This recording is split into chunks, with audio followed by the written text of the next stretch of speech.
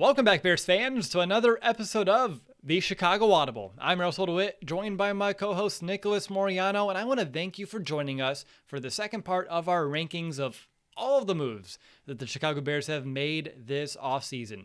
In our previous episode, we shared moves 25 all the way down to number 11, and if you missed that, I encourage you to go ahead and give that one a listen to. Order probably doesn't matter, but if you're like me, sometimes I do like to keep things as orderly as possible, but it's totally up to you, because today's episode, believe it or not, we're going to wrap things up by revealing our top 10 Bears moves of the offseason. Nick, I know we're doing a double feature here tonight. You switched up your internet connection, and chef's kiss. It's working much more better. Is that even English? It's working much better, and I'm hopeful that it can last throughout the show. Me too. We know how we do when sometimes we give compliments to the internet. It doesn't take them the right way. So hopefully it keeps on going and we get it through these top 10 and able to just have a clean show. That's right. Clean show. It's where it's at. Anything that you want to preface our top 10 with? I don't have anything in my notes other than, Nick, are you ready? I think I said that like 3 times in the previous episode, so I'm not going to ask you that. I'm just curious, is there anything that you want to say before we dive in to these top 10? I think when you hear these top 10 as they unfold here throughout the podcast, it makes sense. You're going to be like, well, yeah, that should be there because that is an important move. That's going to help the Bears in X, Y, and Z ways. So, yeah, just, again, how the order of which they came, you'll see in a couple of minutes here. But, yeah, there's nothing crazy here. And we'll get into it in just a minute. And the interesting part is, like, when you look at the spreadsheet, we do have some ones where I had in the top 10, you had out, but just based off the, how things got weighted and ranked, it's a conclusive top 10. And even though there are some things in here I would disagree and say it's not really a top 10 move, and you would say the same, I like that, we can butt our heads a little bit, but just knowing like, hey, we're going to average them out. And our top 10, I think, looking at them here for the most of the day as we're preparing for the show, the more I was like you, I was like, oh yeah, I can get behind some of these that maybe I wasn't prior to, when I was making my own list. Yeah, absolutely. I think that is something, and it's so funny. Look, I'm going to say it right now. Well, we were just talking about me not saying absolutely, and I just literally said it. But I think that helps too when we have a document. And look, I didn't look at yours, and you filled it out. I filled out mine on my own, and then we can compare and contrast here. But again, come to a conclusion that makes sense. So yeah, I completely agree with you on that part. Absolutely. Man, we're going to see how well I could take what we just talked about in the green room and apply it throughout this podcast. We'll see if I pass or fail. I'm thinking about some technology I want for future episodes that sits above your head. So every time you say it, I can click it, and it's like absolutely counter, like 1, 2, 3, and you can just watch it rack up throughout the entire episode. That would be pretty fun, though, and entertaining. Just me battling against technology and me just going to my go-to, and I don't know where that developed, but it'll happen. It'll go away. Hopefully. Well, with that said, let's go ahead and jump in to our top 10 moves of the offseason for the Chicago Bears. So let's breaking down into the first half, and that means we're going to be looking at moves 10 through 6. So the 10th best move that the Bears made, or I could say the top 10 move, I don't know how to phrase this because some of these aren't best. It's just impactful as well. But the 10th move that we ranked here this offseason for the Bears is going to be the signing of Andy Dalton. Nick, I know this felt flat, so flat when this first happened because we were hearing about Deshaun Watson. We were hearing about Russell Wilson. And then we got Andy Dalton that kind of fell into our laps. Now that we have the whole picture, how does that change your mind about this move overall? What I think now that you look at the Andy Dalton signing, it fits into the plan that Matt Nagy, Ryan Pace, this Bears organization kind of has in terms of what they have in their rookie quarterback, Justin Fields, having a guy that he could start. Andy Dalton could start week 1. He could be a guy that you can depend on, knows the system with Bill Lazor, somebody that's won some games, obviously in the NFL, just being with Cincinnati and, obviously with the Cowboys last season. But yes, and still looking at $10 million there, Will, for a guy like Andy Dalton, is that expensive? It really is for what maybe at some point in the season is going to be the backup, right? If we're all anticipating for things to fall into place like they should. But now it makes sense because there is that plan with the rookie quarterback and how the Chiefs handle things with Mahomes and Alex Smith. So that's why you're envisioning and seeing, well, how does Andy Dalton really fit into the equation? That's how, and we'll see how it maybe becomes different or the same when the season actually starts week 1. But you have somebody that I think is capable of running Matt Nagy's offense. Obviously, they went out and got him and paid him pretty well for just a season. So that's why he's 10. Maybe this may be the most controversial pick, or not pick. It's not a pick. We're not in the draft, but the controversial just consensus move out of all of them, really. Where did I have him ranked and where did you have him ranked? I don't have it in front of me. Of course, Will. I close it down. You closed the spreadsheet? I just wanted to say like anything. Yes. So I have it. I can open it up real quick, and I don't think a spreadsheet. Well, I got you. We'll see here. And we had Andy Dalton at 6 and 16. Who had 6 and who had 16? That's important. I think you had 6, right? I think my contacts are failing me right now, so I can't really. Yeah, no, I had 6, and you had 16, averaging out to that 11th spot in here. Okay, well, and again, that works out. So yes, the 10th spot, by the way, 11th in the spreadsheet, 10th in the overall rankings here. But yes, to me, it's mid-tier kind of. It's not, to me, a top 5 type of move. Obviously, you didn't have a top 5 either. I'm not trying to put words in your mouth. But with the complete picture, someone else that can be a role model for Justin Fields, someone who has a former first-round pick, who's been in the league for a decade, so someone that he can learn from about how to be a professional quarterback. Not that, Justin isn't anything but professional. Watching it from QB1, this time at Ohio State, but just learning from someone who's been in the league is going to be very tremendous for him, whether he's sitting behind him or starting ahead of.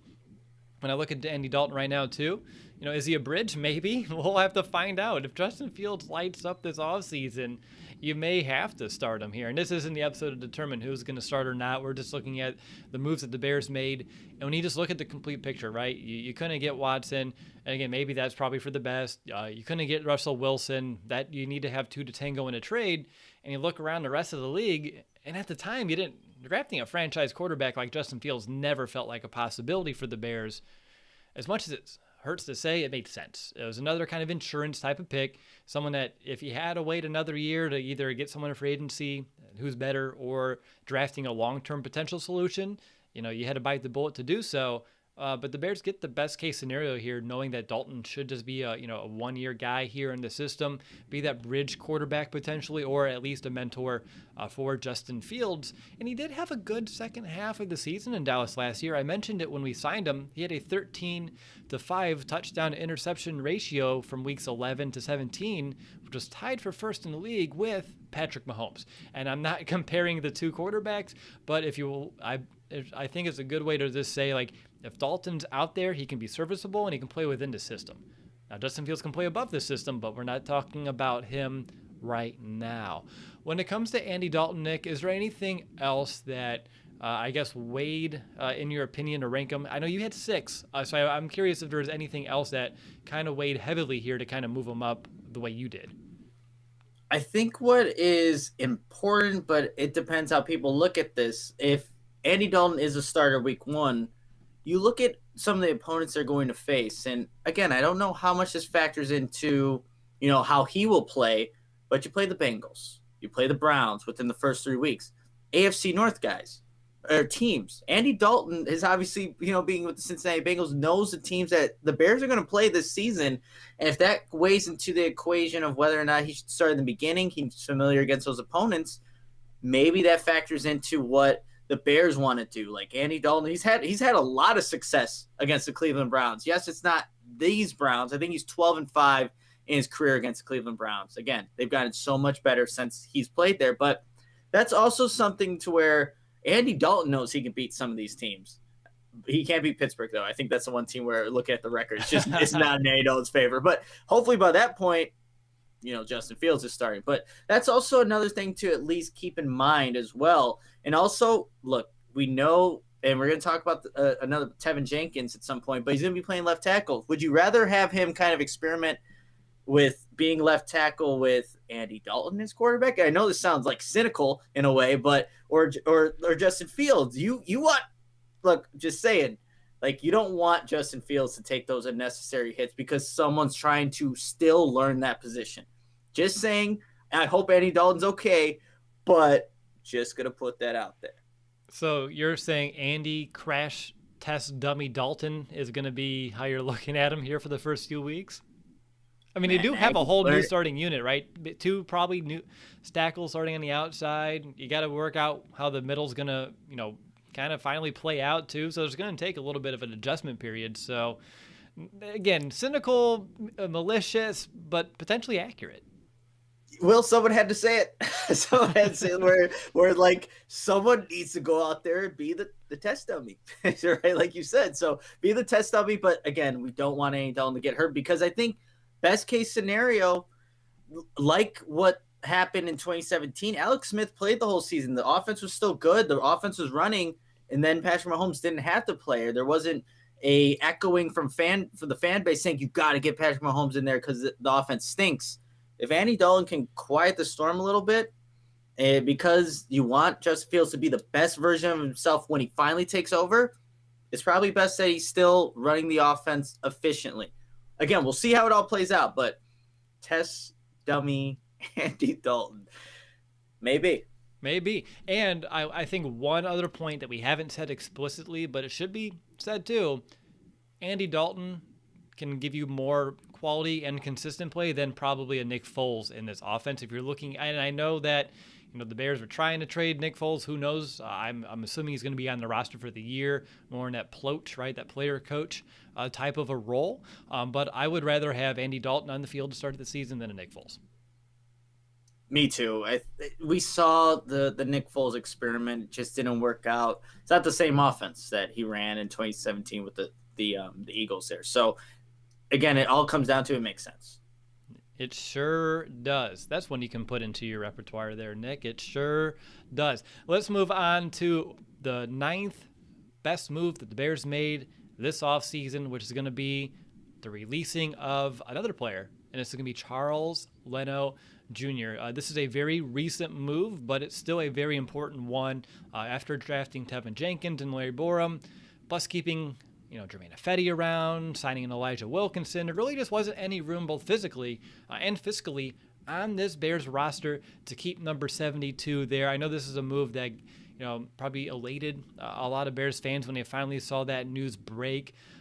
Even though this is a good move for the Bears, on the field here in Chicago, I think we're going to miss Charles off the field a little bit. Very active in the community, charitable giving, and he's also a very good, just overall human being. It's been an honor watching him kind of blossom from, that 7th round pick all the way to starting left tackle, get engaged, get married, have a kid. I mean, that's what I love about being a Bears fan and watching some of these young men, grow into adults. And Charles Leno Jr. is definitely no exception.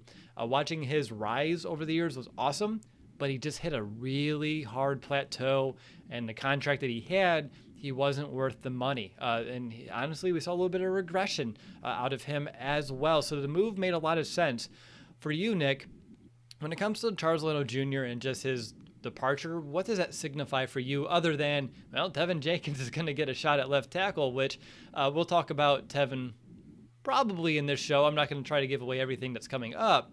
But other than that, what does it signify to you? Really, it signifies, again, similar to what they saw in the right tackle position in Bobby Massey. They just weren't going to accept the downplay of that position and Charles Leno Jr. not just being able to do his job anymore. That's what the Bears really said with some of these releases of veteran players, and both their tackles. It's not acceptable to play at that level anymore because now they've always had valuable assets back there, right, with their quarterback position. But now there really is one with Justin Fields. So they need to just have people in place they can trust. Remember that there was a good stretch of games, Will, where Charles Leno Jr. was one of the most penalized players in the league. Yep. So there were times of like that. There was just him not getting out in space and being able to hold a block. There's so many different things that you can point to throughout the last 2 years, I would think, is where I think this spiraled down out of control for him to where now he's not here. So I think that really is why the Bears made the move. It's an important one because the Bears are moving forward. But you cannot deny that a 7th-round draft pick made the most out of his time here in Chicago for the first couple of years. Like, you don't expect that. 7th-round draft picks usually will every time we talk about them. Yeah, they're not going to be on the roster come week 1. They're going to be maybe a practice squad guy. Charles Leno Jr. battled that adversity, made a name for himself, and now where is he? With the Washington football team, if I'm not Yes. mistaken. So look at that. Already has another job in itself.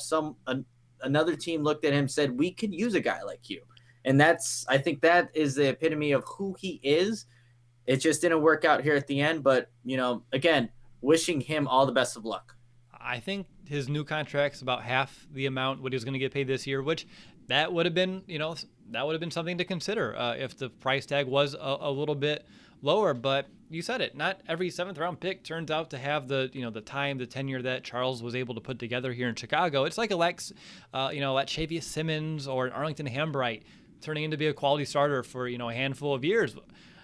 That it seems like a long shot right now, right? But that's what Charles was able to do. So, I'm glad though, Nick, that our tone, even though we're saying it was an awesome move to, move on from Charles Leno Jr., I'm glad we both kind of took the tone of like showing some appreciation, but also making sure we are looking ahead for what's best for this team long term and even this season. And that is, unfortunately, for Charles Leno Jr. not being on this football team. And don't you dare say what I think you're going to say to refute that, which is, yeah, absolutely.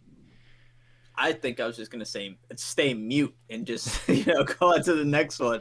But, well, I for people that, I don't know, like, as we know, doing a podcast for some time now, Will, on the Bears, like, there's some Bears fans that are they just got some hatred in their heart, man. Like, you'll just bash players.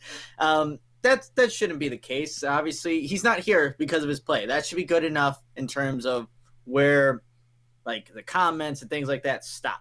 He's on a different team, no more. But yeah, of course, give him credit for what he did here in Chicago for the time that he was playing well, because he deserves it. Yeah, I totally agree. So we need to move to number 8, which is one thing I love about this pick. It signifies a shift.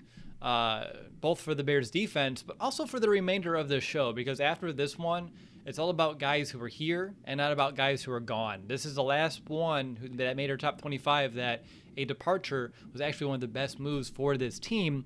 And if you're kind of counting score at home and you're trying to figure out who this is, I'm sure you may have figured it out by now. And it is the releasing of ex-nickel cornerback Buster Skrine. Nick, when it comes to Buster Skrine not being here in Chicago, why is that a good thing for the Bears? It's a good thing, Will, because now there's some younger guys that are going to get opportunities to play such an important position on the defense. And with Buster Skrine, he had, and we mentioned it on the last episode, that maybe he had a first initial good season. Again, being with the Bears defense, that's going to happen. But now we saw regression, obviously, and maybe the penalties weren't there, but he just wasn't able to stay with guys. You just got to see if somebody else can. If it is a Duke Shelley, a Kendall Vildor, a Thomas Graham Jr., whoever it may be, you need to see if those types of players can be an upgrade at that position, because obviously Buster Skrine was taking all the reps there. And he did get injured later in the season, but you just need to see if one of these younger guys that you drafted can just provide an uptick at a position where nickel corner, you're playing more of that than you are any base defense. And with the receiving cores you're going to face just in the NFC North alone, you better have a good nickel corner. So that's why this is important. That's why there's an opportunity for whoever that next guy is. And that's why it's number 8. It's just a big move, and we'll see which next guy can take advantage of that opportunity to make a name for himself. They're still looking for that Buster Skrine, Bryce Callahan type of player, that consistent, you can count on. They haven't found that. No, they have not found that replacement for Bryce yet. There's only one and only Bryce Callahan here in the NFL, and he's not in Chicago, unfortunately, any longer. When it comes to Buster Skrine, one thing about this move that I would say it matters, but it doesn't, is a little bit of money savings, right? It's like about $3 million. I think it's only like 2.7. So unlike a Charles Leno Jr. or a Bobby Massey that we talked about on this countdown, that you save a decent chunk of change, this one, it's more about the play on the field than it is the actual pay of the player. And you said it. This allows the opportunity for other people to step up. on this roster. And if you brought back Buster Skrine, the consensus would be he's your starter. And knowing the Bears, how I think you and I do know this team, they wouldn't have made a true competition in camp. They didn't give an illusion of a competition in camp, but Buster Skrine being, a 2-year starter here in this defense, I think he would have got the nod to start the season and would have taken a lot to uproot him because honestly, he should have been benched before he even got injured last year. So I think just the opportunity that it brings, even though the Bears didn't go out and find a true nickel corner, they're going to roll with who they have right now on this roster, plus the drafting of a Thomas Graham Jr. who can play inside and outside as well. They didn't heavily attack it. They're having a lot of confidence that some of this talent can fill this void, which I think I would agree with them for the most part, even though there was a point this offseason where we were hoping that they would attack this position just a little bit more aggressively, whether it be in the draft or whether it be free agency too. But yeah, it just really, to me, it's what it signifies. Just what you said about Charles Leonard Jr., this coaching staff, offense, defense, special teams, it doesn't matter. What we saw out of this position last year, that's not the level that's acceptable for us here in Chicago, and we need to do better. And I think just holding that higher standard and holding people accountable by letting someone go like this signifies that, and I don't want to underestimate that importance to the mentality of a football team to do hard decisions like this one, because even though it's, from our perspective, easy to let him go, it was a 2-year starter, even though we saw regression, and they could have easily, we'll see if he can have a bounce back here in 2021, but they decided not to. The thing is, Will, too, just one last thing. Yeah. You also just get younger at the position, right? True. This is a Bears team that is just older. When you look at around the rest of the league, it is an older team. Releasing a guy like him, the guys that we mentioned earlier are obviously still just starting their careers here and trying to figure out what their role is, but they just bring that youth, and that's something that I think you can also add to this defense. Oh, that's a really good point here, Nick. Oh, 1 second. We have more breaking news. This is an important PSA brought to you by Manscaped.com. This is, as you should know, your pubic service announcement and the news that you've been waiting for. And yes, I'm back to let you know that the Manscaped engineering team has confirmed that they've successfully created the Lawnmower 4.0 trimmer, which is now available to purchase in the USA and Canada. I was one of the first people to try the new 4.0, and I've just been blown away by its performance. The craftsmanship and the details on the 4.0 are next level. Their advanced ceramic blade and skin-safe technology, it's just so good. It almost seems as if Manscaped worked with Elon Musk's engineers to ensure that your testes are as safe as possible. The optimized Lawnmower 4.0 trimmer, it's waterproof, so you can groom in the shower and not have to worry about making a mess on the bathroom floor. This new trimmer even allows you to customize your trim all over through additional guard lengths with sizes 1 through 4. So if you're still trimming your face with your ball trimmer, it's time to make some changes. Get 20% off and free shipping with the code FANSIDED20 at manscaped.com. That's 20% off with free shipping at manscaped.com. All you have to do is use that code FANSIDED20, FANSIDED20.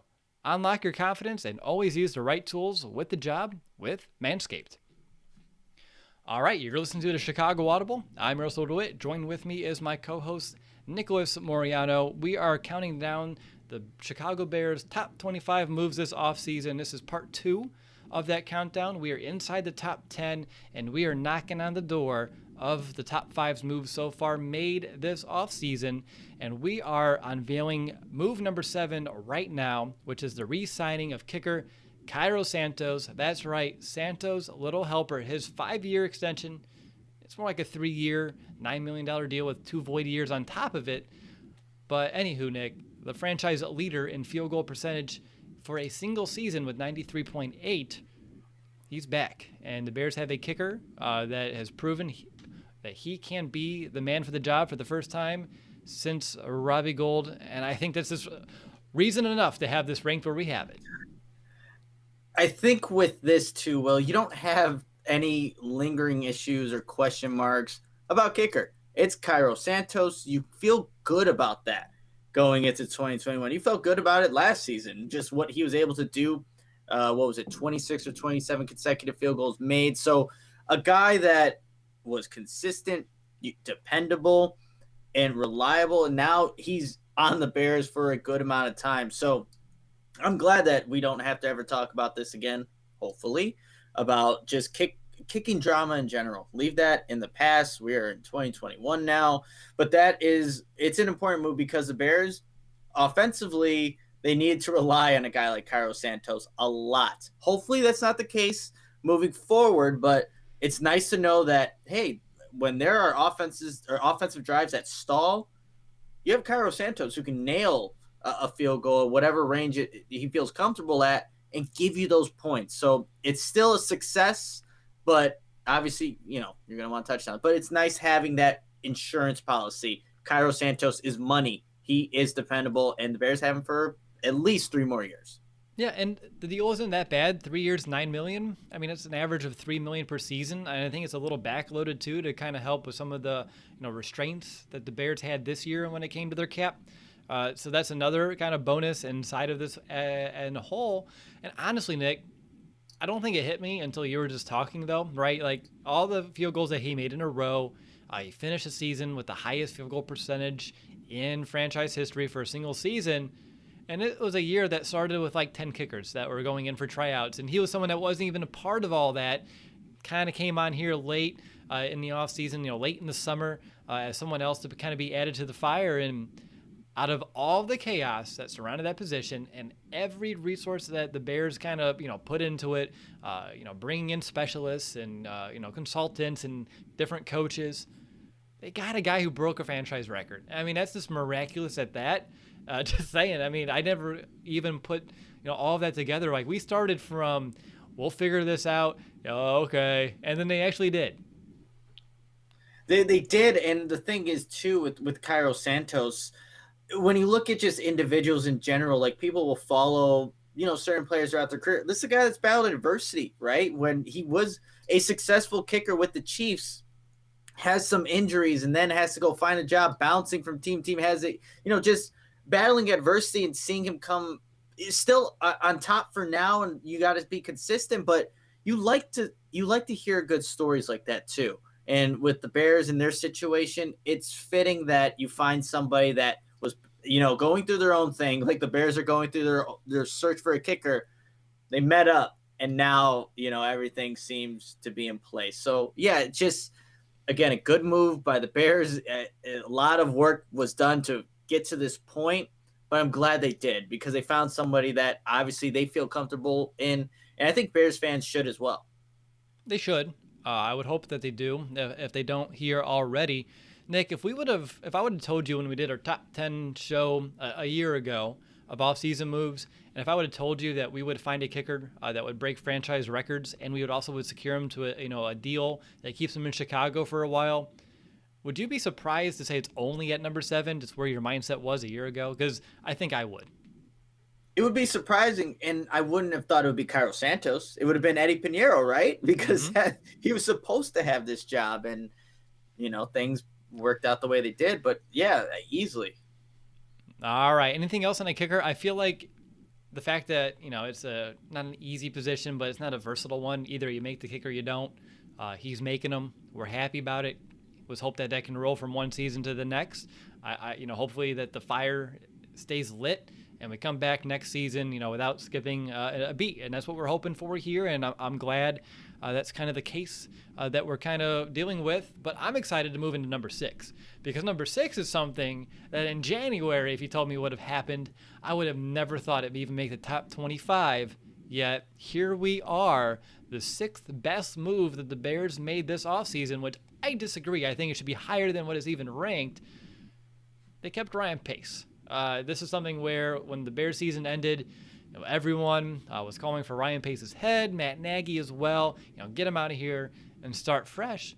But without keeping Ryan Pace, this offseason, it never happened. It looks nothing like it did. If you get a rookie GM, he doesn't trade up for Justin Fields.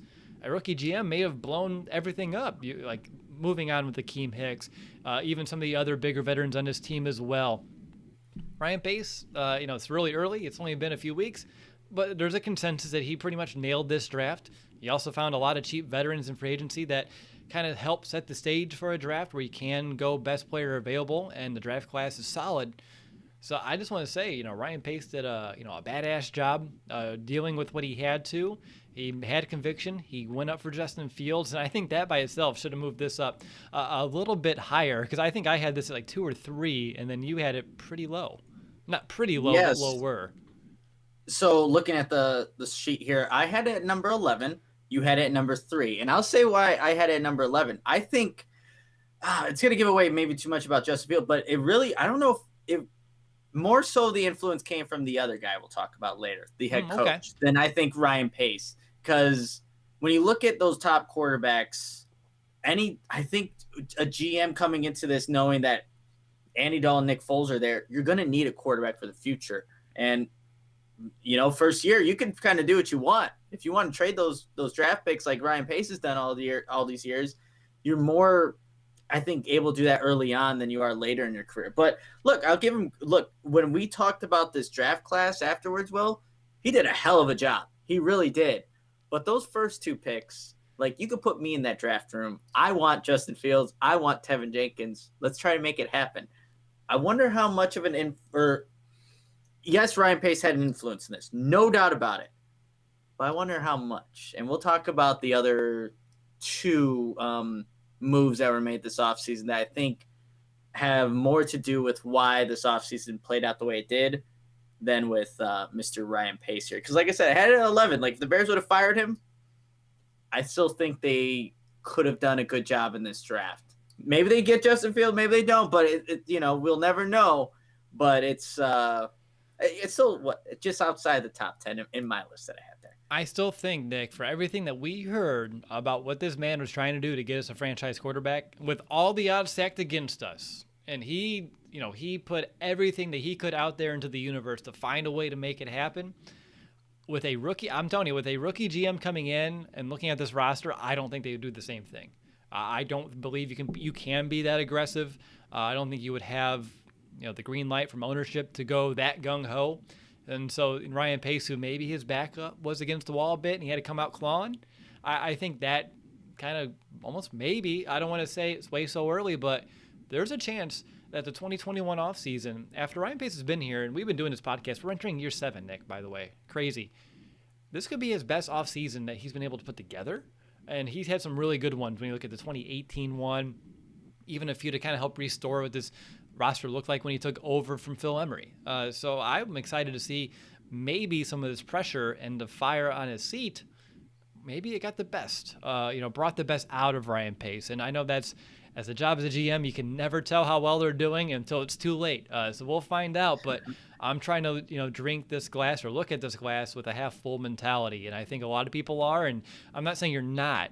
But I have a strong conviction, and I'm going to use a Ryan Pace-ism here, that this offseason doesn't go nearly the way it did if he was not our GM.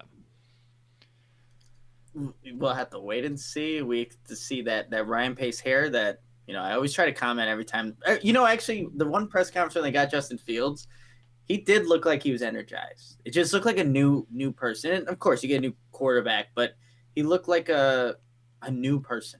And I think, getting Justin Fields to do that too.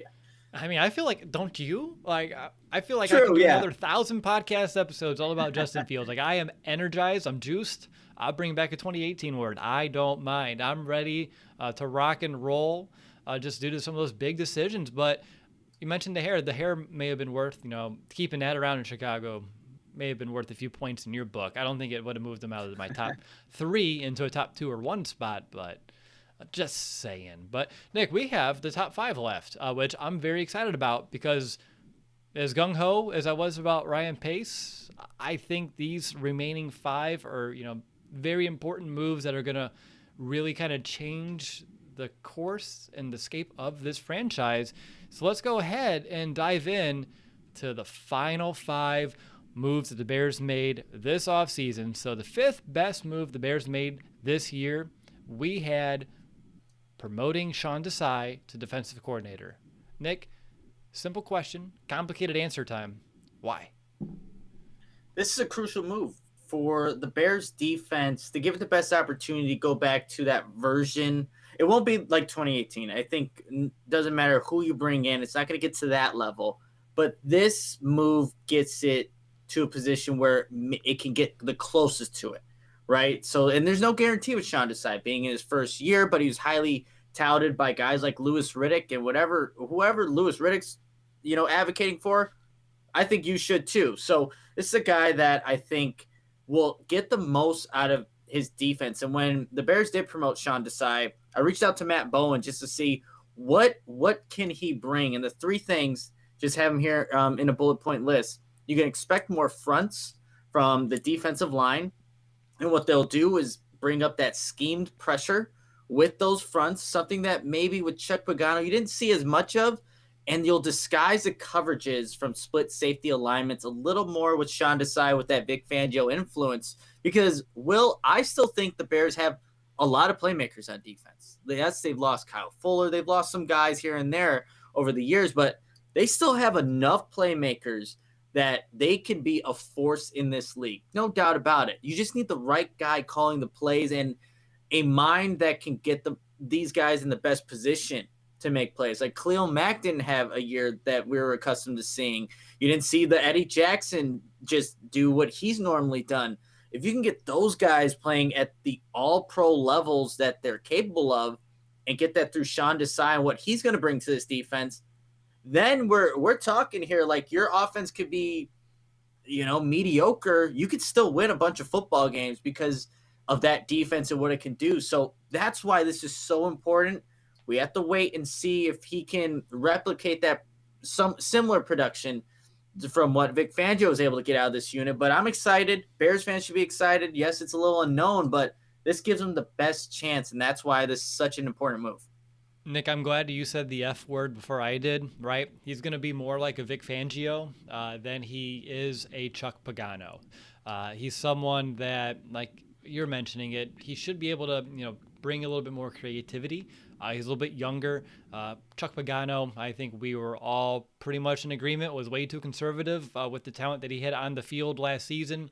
So someone that's bringing a little bit more of an aggressive mindset, whether that be aggressive in terms of like how this defense is going to approach other offenses or just attacking them in general and going after the football. I think those are all things with the skill players that we have and the defensive front that as deep as it is, you should be able to have a lot of fun doing so. You have a defensive line that's deep as any in the league. You have one of the best young inside linebackers with tremendous range.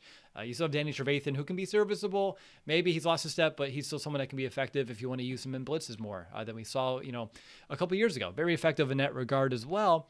And then even though we're excited about the changes, what makes this move so important is some of the consistency too. He's going to keep the integrity of this defense intact. They're not going to have to learn complete new verbiage, new responsibilities. They're just going to attack offenses just a little bit more aggressively. And I love how he's already setting the tone about the identity of this defense.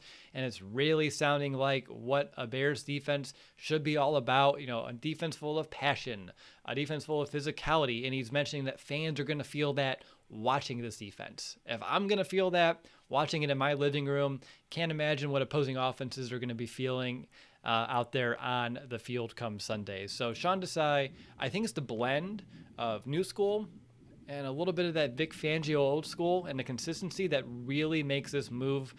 And I know it's early, but I think a home run. I like that a lot, Will. And the thing is, too, Sean Desai needs to be his own person in a way. You can't just look to be, I want to be Vic Fangio. You're not. That's not going to be the best thing for Sean Desai. Yes, bring a little bit. I like how you phrase it, old school and new school, and that will be Sean Desai, and we'll see how that impacts this defense. We sure will. Moving on down our top 5 now. The fourth best move, I don't know how I want to phrase this one as a best move, but one of the top moves that the Bears made, the fourth most impactful. How about that? That's going to be the franchise tag of Allen Robinson.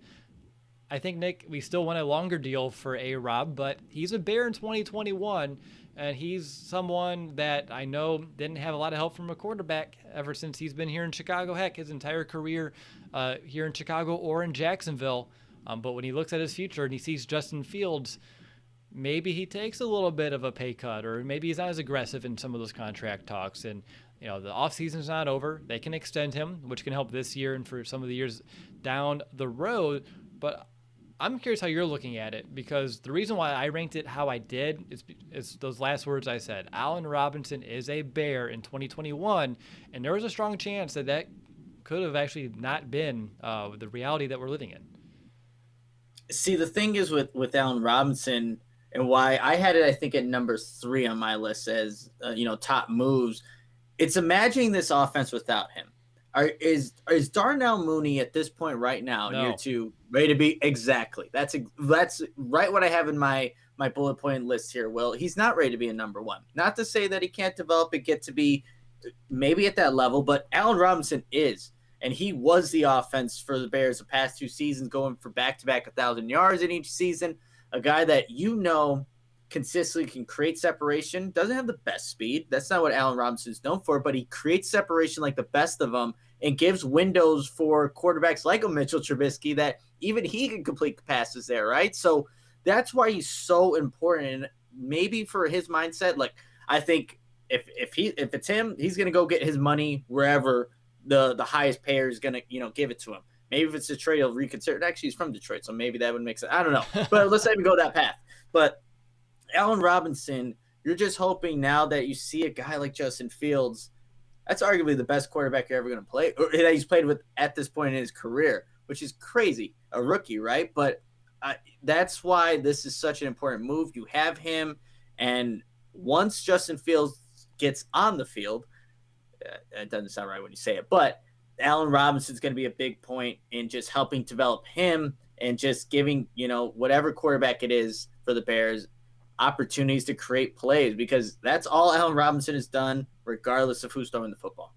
Yeah, if they would have let, Allen Robinson walk in free agency and test the market anyone elsewhere, it would have been like my list. And Kyle Fuller, releasing him as in the very bottom, I probably would have had both of them ranked at last and just said, no, they're both going to get that equal weight in our rankings, because it would have been that atrocious of a decision that the Bears made. But luckily, they did the tag, even though they know that he doesn't like the tag. He's not a fan of the tag. And that's why I'm still hopeful that they can come to an agreement. And I think Allen Robinson, knowing there's a quarterback, a potential franchise quarterback here on this roster, when he's looking at his career and he's looking at some of his options, I think to some degree, I know he's wanting his payday and he's going to get paid eventually. He may take a slight discount knowing what he has to work with. I would, hey, we're going to roll with Mitch and Nick Foles for another couple of years. Hey, would you take a pay cut? Heck no. But hey, we brought in Justin Fields. We're a little tight. You know what? Maybe we can figure something out. So I think it really helps the Bears, keeping him here, of course, for what we know from the offense perspective, but also from a leadership standpoint too. He's a professional. He's a pro's pro. He's one of my favorite Bears. And I'm glad he's here. And I think, being in our top 5, making sure he's in his offense is very well deserved. I think too with him, you talk about some of the off-field stuff that Allen, he's the model football player that you want for your franchise in terms of off the field, on the field, and that leadership. So, yeah, I'm not going to, hold my hopes up that the long-term deal will get done, but it should, because the Allen Robinson deserves it. Man, that's been a conversation we've been just poking around this podcast for 2 years now. Yeah, that's an ongoing. It shouldn't be. It really shouldn't be, Will, but we're here, and it's what month are we in? We're in May. Yeah, look at that. I don't even know where we're at right now. We're going to be in training camp, but I'm not even going to know it. Yeah, grad school's really getting you when you don't even know what month it is.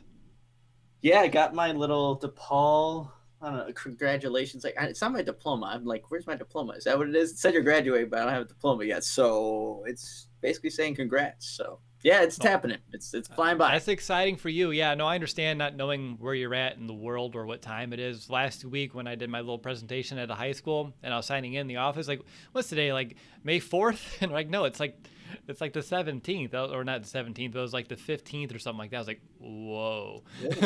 I missed like 2 weeks of my life. Where's it going? But all right, getting back to what we need to focus on here, though. We have 3 more moves. And I'm certain that by process elimination, people have a good understanding of what these 3 are.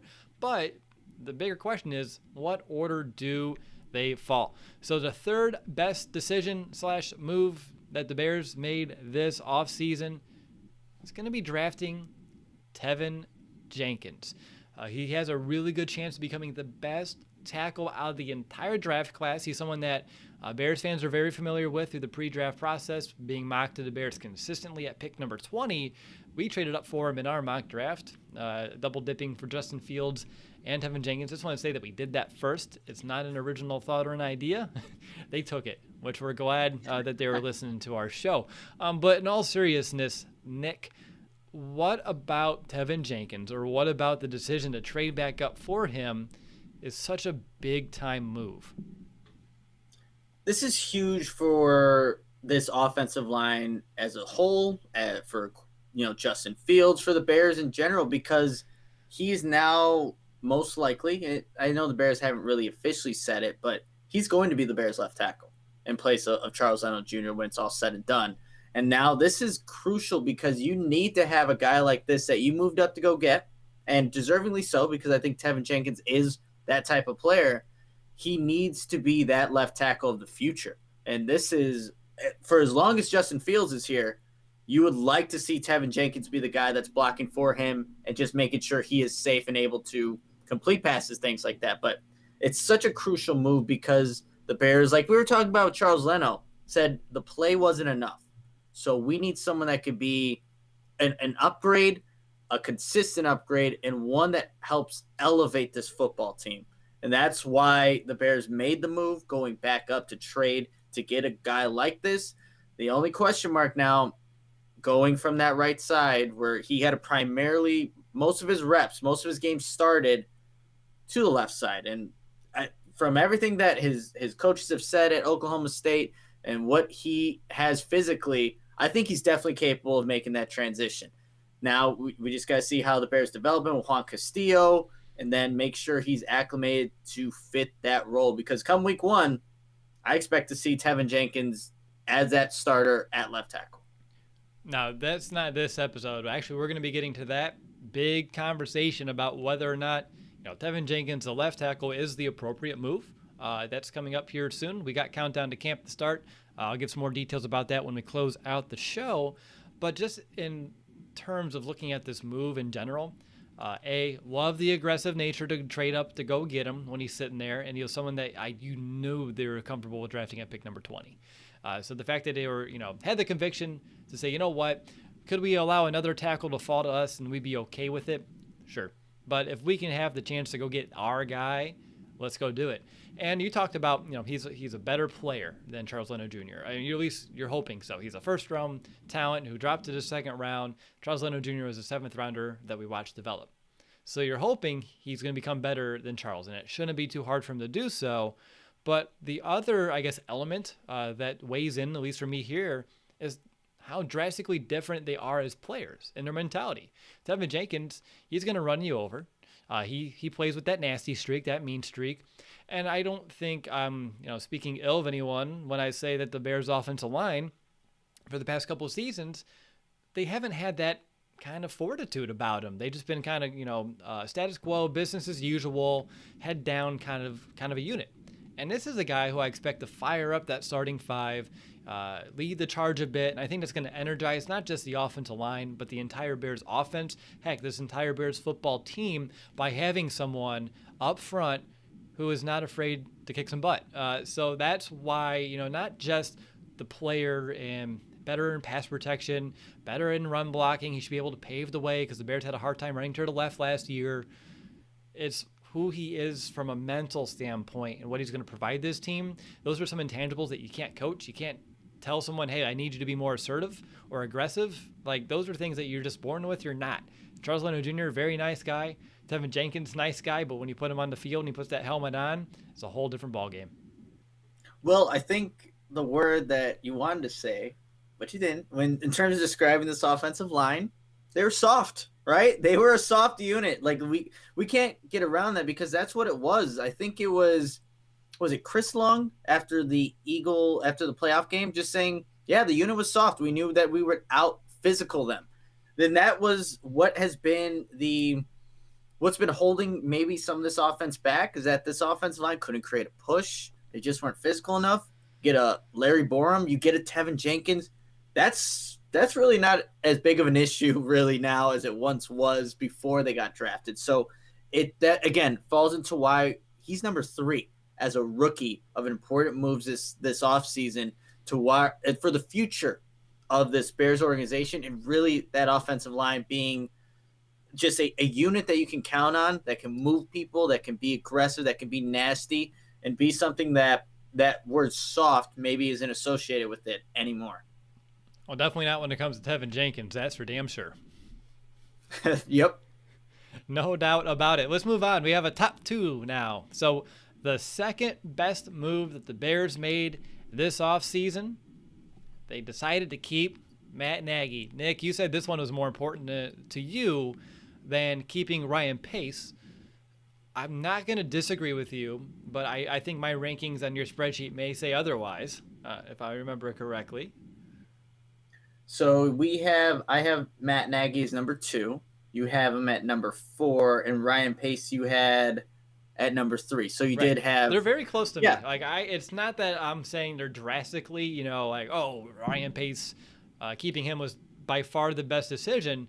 With everything I said about Ryan Pace, and you were kind of poking at me about it, this offseason probably doesn't look the way it does without Matt Nagy either. But in your opinion, why is retaining Nagy more important than keeping Ryan Pace? Because you did have them a little bit more apart. I think you don't have Justin Fields without Matt Nagy. I think when you look at this pick and how much influence Matt Nagy had in this draft room with Justin Fields, it's paramount. It's crucial to why he is now on the Chicago Bears, why the Bears moved up to go get him. He was somebody that watched every single snap of Justin Fields' entire career at Ohio State and even at Georgia for his brief time that he was there. So I think that when you look at why the Bears made this move, it's because Matt Nagy really believed in what he had there. He also has that connection with Ryan Day, the coach for Ohio State. So talking with him and saying that I think Ryan Day called Fields a generational talent. And yes, maybe that term gets thrown around too loosely, but that obviously stuck with Matt Nagy.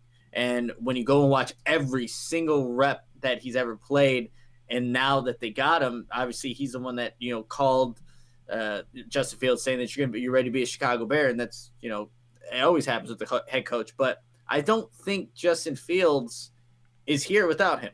Ryan Pace, who knows how his strategy for getting quarterbacks could have gone. It could have led to maybe it was a Matt Jones. Who knows?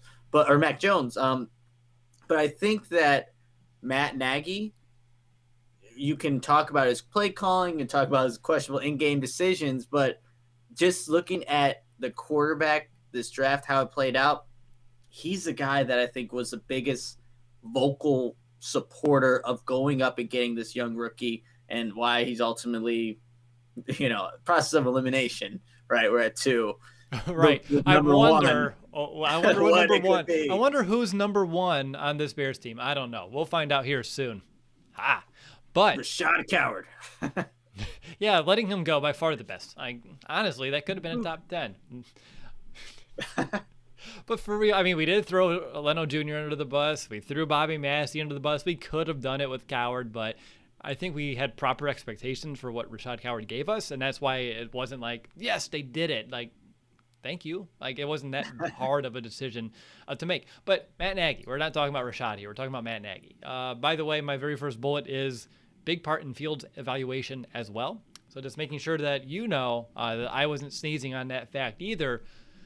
Why I'm excited about Matt Nagy, when I just look at this offseason, I'm hopeful that some of these moves that we're seeing is an indicator that he has learned a little bit, right? Like, you see all the running backs that we've added.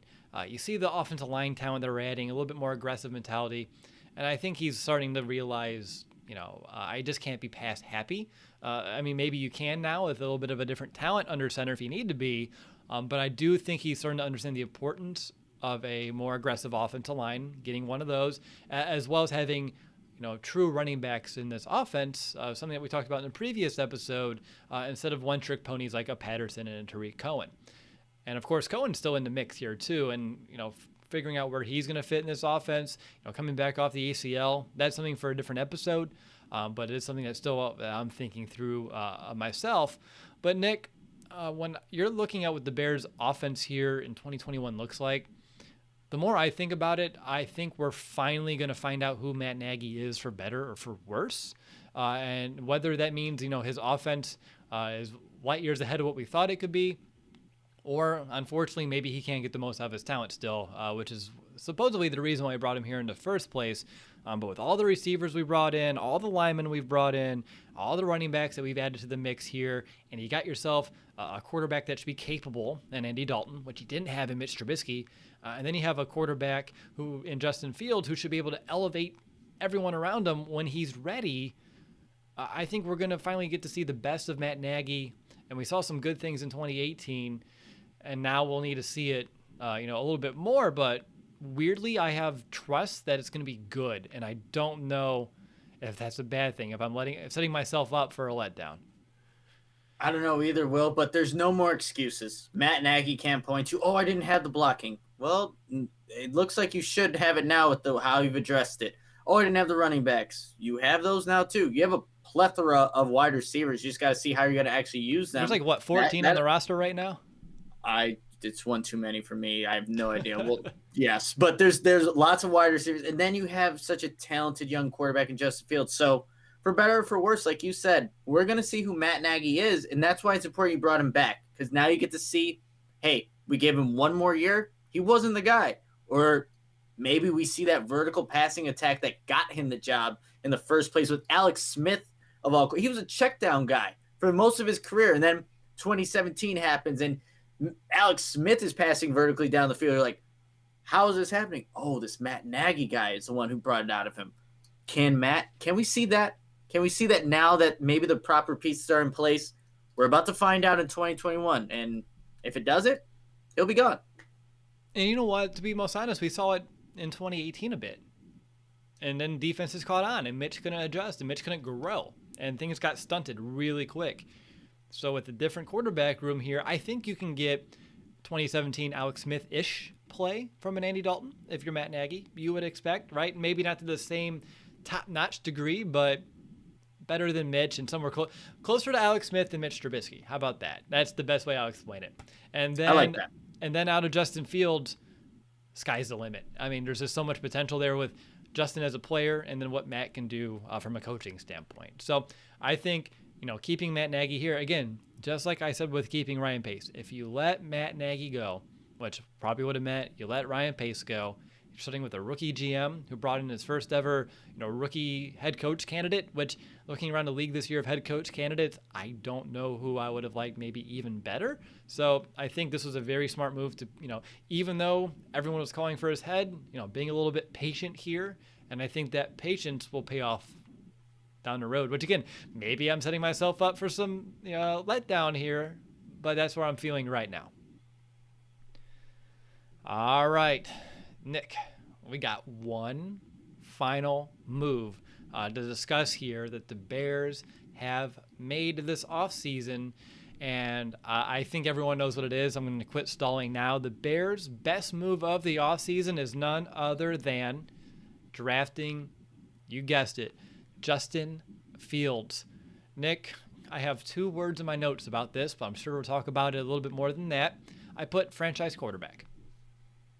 I have no brainer for the number one move. So this is going to propel the Bears to maybe get to a point in their franchise that they've never been before, having a guy, this caliber guy, or it could go, again, how we've seen every single other year with Bears quarterbacks. But this is so important because it almost is like a restart for what could happen with this franchise and getting away from, Mitchell Trubisky and things like that. But it's a no-brainer, can change. And yeah, I don't really have many notes here, but it can change everything if Bears finally get this right. See, Nick, the best moves, you don't need notes. We can talk about Justin Fields all day and what it means to us as fans, what it means to the players on this football team, what it means to the franchise as a whole and its trajectory. And it's so, again, like just the fact that the odds were so stacked against us, right? Like there's really no way this should have happened. No way Justin Fields should have fell to number 11. Atlanta should have taken him. They didn't. That's a whole nother thing right now. But still, like, there's no way. Like, the chances of getting Justin Fields or any quarterback that you can say could be franchise altering was slim to none. And they exhausted so many options. And again, as much as the months of February and March and most of April felt for us, like we were kind of like hesitant, like where's this thing going? And then you get to the end of April, early May, man, do I feel good about, where I am now compared to where I was a month ago. And again, sometimes a little bit of persistence and a little bit of patience and sometimes a little bit of good luck can turn into something special. And when you're just looking at, my life as a Chicago Bears fan, outside of Jay Cutler, there's no one else that's had this kind of level of talent under center for the Bears in my lifetime. I completely agree with that. And I love the way that he kind of just approaches everything. It's that business-like mentality, and Matt Nagy has said that. His teammates have seen that from him already. And I think the quote that's going to resonate and will be on banners one day if, everything plays out the way it should. He said, I'm made for this, right? When handling the pressure of always being under the spotlight, I'm made for this. I'm born for this, or that was like the other part of it. But for what we've seen from Justin Fields throughout his entire life, you go watch QB1 back when he's in high school, what he's done at Ohio State on the biggest level, the best competition. He is made for everything that's about to embark on his journey of being the Chicago Bears starting quarterback when it finally happens, because that is no easy task for anybody, right? It's not. But if there's one guy, and he hasn't taken a snap in a regular season game, preseason game, obviously, but I just feel that when he says I'm made for this, I believe it. Yep. I just believe it wholeheartedly that he is, because that's just who he is. That's what he's always been. And that's what he wants to do. And being 11th or the 11th overall pick and seeing those quarterbacks ahead of him, that chip on his shoulder, Will, you already know with how he carries himself, he's going to want to prove all those first 10 teams that passed on him wrong. And he's going to have an opportunity to play some of those teams. And I cannot wait to see what he does. If there's anyone that can right the ship that is the tragic history of Chicago Bears quarterbacks, I think it could be Justin Fields. You talk about QB1. I finally was able to binge that. Boy, did I learn so much about this kid. And that's who he was, like you said, his senior year of high school. Top high school quarterback in the country. Going through adversity, losing some games in the season, bouncing back. And what I love when I was watching it, and I was watching him correct his teammates, like they weren't practicing right, they weren't running the right routes, they didn't do the right checks, and he's holding them accountable in high school. And then you go to minicamp, right? Rookie minicamp over the weekend, and the same thing comes out from the Bears coaches that he's already doing that here in Chicago. And I was already waiting to say that in the notes, preparing for this show. And then I heard it's already coming out in the pros. And I'm like, I love that about this kid. And unlike other quarterbacks that we've had, like a Mitch, right? Mitch had so many question marks coming out, but you're kind of betting on the potential. Justin Fields, I can't find a true question mark. He has every tool that you want. He has the speed, the physicality, the durability, the toughness, the deep ball power. Like he has a rocket for an arm. He's as accurate as they come. He has the right touch. He can make the right calls. He can throw guys open. I mean, I can just keep rattling off things that he does well. And I know he hasn't played a snap in the NFL, and things get a little bit harder. But everywhere he's gone, he's been, someone that can rise to the occasion. Bigger moments too, he can step up even to that next level, that extra gear. And we've never seen that here in Chicago. I don't care. I mean, I'm a big, someone that's missed Jay Cutler, watching other quarterbacks struggle since his departure. But this is a whole different vibe around Justin Fields. And in many ways, he's bringing Bears fans together. Like, we can agree, like, this is a good move. And there's not a lot in my lifetime that I can think of Bears fans, on every end of the spectrum coming to an agreement on a single kind of move. Some are a little bit more hesitant than others, but I think everyone agrees this was an epic decision that can end up having huge positive impacts on not just 2021, but the next decade plus. Yeah, this wasn't a polarizing move. This was a consensus the move that everyone was praising the Bears for, because again, of everything you said, Will, of what Justin Fields brings to the table. And I think what can cause hesitancy from Bears fans is going back through history like you were mentioning, seeing what the Bears have had at the position. But look, this is the first time where throughout his career, like he's succeeded and had success everywhere he's gone. Why does that just go away because he's on the Bears? It doesn't. He's this kind of player. So that's where it's tough too. Like as Bears fans, we're just so prone to disappointment, especially at this position that you just, even though Justin Fields had all the success in his career, he's not going to do it with the Bears because it's the Bears. But for so far, since he's been playing that quarterback position, all he's had is success.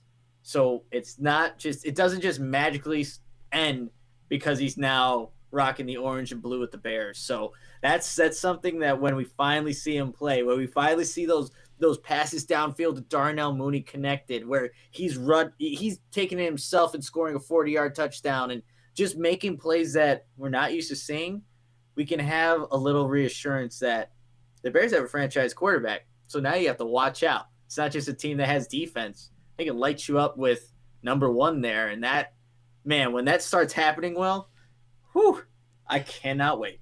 Dude, it can't come soon enough, but I think the offseason, I said this so many times, right? Patience persevered. If we need to be patient to allow him, as you said, be the best version of himself when he takes the field, as eager as I am, as instant gratification as the world is today, I will try my best to be patient. Now, if Andy Dalton goes out there and lays a couple goose eggs, I'm going to put this episode on to remind myself, patience. It's not about what we're doing right away. It's not about Andy Dalton. It's about what's best for Justin Fields. And I mentioned everything that he does well, and I totally forgot to mention he's as sharp as a tack, too. Super bright kid, and humble and hungry, the right kind of attitude. And boy, man, if this hits, it changes life. It does. And you know what, man, so Will, when you guys, you and Mason went live, we're breaking down the schedule. I'm like, man, everyone's got a good fade. Like you had a good, nice fade. Mason had a nice fade. And of course, that's what my mind goes to when I see some of these things. Like I didn't get a haircut yet. Justin Fields, sharp fade there. So he keeps the good quarterback hair that we've actually seen with Trubisky. Cutler has good hair. So it's a stupid thing that I'm ranting or talking about, but it's there. Everything is there with Justin Fields. Even everything. The hair looks on point. Can you name one concern that you have other than just the general, is it going to pan out? Like, there's not one thing about his personality, who he is on the field and who he is off the field, that I'm like, that's the red flag or that's the one to watch. I don't have any of those, but you may, and that's okay to be a little critical. Yeah, we have to be a little bit here. We try. But something that he pointed to, it's called Fourth and Long. It's with Mark Sanchez. It's a great episode. You guys should go watch it on YouTube. It's an hour long. But something that he pointed out is that he tried to, it was in the Indiana game, he tried to be Superman, trying to do a little bit too much where he's holding on to the football a little bit too long, and that, can cause some mistakes to happen. So for Justin Fields, I bet you when he gets out there, maybe at times he's going to feel like, I want to do everything because, look, I want to prove people wrong. I want to show that I am way better than the 11th overall pick in this draft. And there are probably going to be times, Will, especially in his rookie season, where he's going to do some of those things. But not that it's a huge concern, but he just has to grow from that and know that you have guys like Allen Robinson who are, all-pro, Pro Bowl wide receivers. They can make plays too. You have David Montgomery back there. You can rely on Tevin Jenkins to hold that block a little bit longer so you don't have to scramble. So that's, I think, just for Justin Fields, who can do everything, who can be Superman, sometimes you don't have to do it every single play, and that's something that he talked about himself. So that will be the one thing that I'll be looking to see each game, how he kind of handles the situation, what's kind of going on, if they're down, what's happening. But that'll be something I'll be looking towards, just watching him develop throughout his career. Yeah, exactly. Throughout his career, not just the next year or so. We have a career to break down with Justin Fields. I don't know if I said it on the live show or in the green room after we drafted him, but I think we're around episode 550 at the time. And, it wears you down a bit. It's a grind what we do. And I'm like, I can do 550 other episodes right now and we can just go. Like, Justin Fields' era begins today. And it's revitalizing for me. I know it is for you. I know it is for a lot of Bears fans. I still can't imagine the impact that, we talked about him as a player, him as a leader on this team too. I think that's another underrated element of his game. Someone who's a quiet leader, but he is someone that, with his personality, I think he can really have the guys believing too. Like, hey, we got a guy who can, take this to the next level, and just raising that energy and that belief. I expect good things to follow that as soon as we can get him on the field. And heck, there could be a little added bonus before he even reaches the field, just because they know what's waiting underneath the wings as well. Anything else about Justin Fields, though, as to why he's number one? Not that we've been gushing over him for God knows how long. No, Will, we could be talking about different aspects of him all day, little snippets, anecdotes that you see on QB1, whatever, like YouTube videos, but it just changes everything that you have a guy like that. And I'll leave it at that because, again, we can go repeat. We'll probably repeat information and go on and on and on. But Justin Fields is number one. Where's number one? That's all that needs to be said. Done. Any final thoughts on the top 10 as a whole? I know I kind of had you kick it off with just any prefacing. So anything you want to conclude with? I think the only one, and like as we were kind of talking about when you were talking about Ryan Pace, that was the one where I guess that was the furthest one in our top 10, I think, where we had the largest gap of where we had him.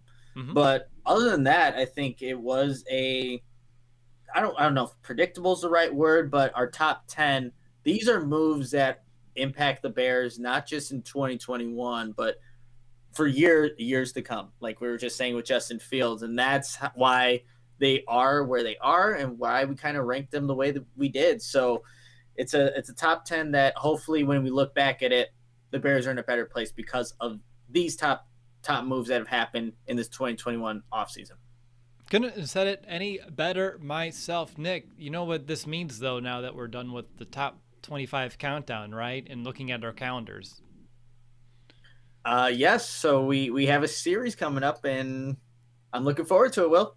I got some details because I think people need to know, because if you're listening to the podcast itself, this should come out on Monday. So I'm going to use actual dates here for you and not just say next Thursday. But on May 27th, we're beginning our annual summer series, which I love, Countdown to Camp. We're going to do something, though, a little bit new. So if you don't know what Countdown to Camp is, by the way, because not everyone listening may know, it's where Nick and I take the entire summer and we go week by week. Sometimes we get a couple episodes in each week, and we just go through every position on this Bears roster. We discuss every single player that is heading into training camp. We set the stage for the biggest storylines and battles to follow at camp. To me, I don't think there's a better resource out there to be fully prepared for the upcoming season and to be informed on the entire roster top down than what Nick and I can provide you on this podcast. And usually we go, offense, all the positions, defense, all the positions, and then special teams either to kind of kick it off or to wrap it up. And I told Nick, I want to do something different. Instead of just going one way then the other, we're going to alternate. So kind of keep things a little bit fresh this year. So we're going to start on offense. We're going to end on offense. And it's going to be a lot of fun in between. So next week, to kick off Countdown to Camp 2021, we're going to begin in the trenches with the Chicago Bears offensive line. Some things already on my radar that I'm going to be looking into. Is Sam Mustipher ready to start at center? Who's going to start at tackle now that both starters from a year ago are gone? Which tackles? Is it going to be Jermaine Ifedi, Tevin Jenkins, Larry Borum, Elijah Wilkinson? How's that all going to play out? How does a healthy James Daniels impact this unit? What are reasonable expectations for Tevin Jenkins if he does start at left tackle? And I guess this is a big question I just thought of. Is this the deepest that we've seen this unit in years? I can't wait to kind of dive into that discussion. We'll discuss that and debate all of those things and a whole lot more when we kick off Countdown to Camp 2021 on Thursday, May 27th, next time